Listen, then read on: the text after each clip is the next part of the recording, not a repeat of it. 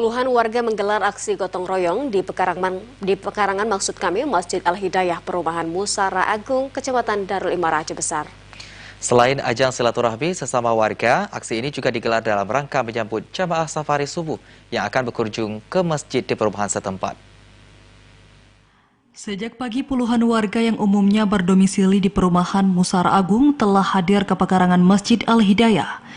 Berbekal peralatan yang ada, warga membersihkan setiap sudut Masjid Al-Hidayah. Sejumlah sudut yang mulai kusam juga dicat ulang agar terlihat cerah. Selain di pekarangan, pembersihan juga dilakukan di dalam masjid. Gotong royong membersihkan masjid merupakan kegiatan rutin yang digelar warga Musara Agung. Selain ajang silaturahmi antar sesama warga, gotong royong juga digelar guna memuliakan tamu yang datang berkunjung.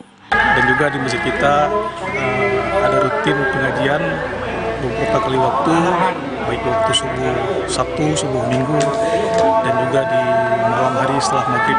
Kita berharap dengan diadakannya gotong royong ini selain menambah keakraban sama warga, juga kita tetap jaga kebersihan di halaman masjid tercinta kita ini. Tak hanya ajang silaturahmi, gotong royong juga dinilai sebagai upaya memakmurkan masjid. Warga berharap berbagai aktivitas yang digelar semakin memakmurkan Masjid Al-Hidayah ke depannya. Jadi memakmurkan masjid itu juga termasuk menjaga kebersihannya, keindahan, kemudian juga menyemarakkan jamaah, mengisi kajian-kajian. Jadi ini alhamdulillah di masjid ini makna memakmurkan masjid konteksnya sudah sangat luas ya. Dan insya Allah masjid ini akan menjadi masjid yang makmur.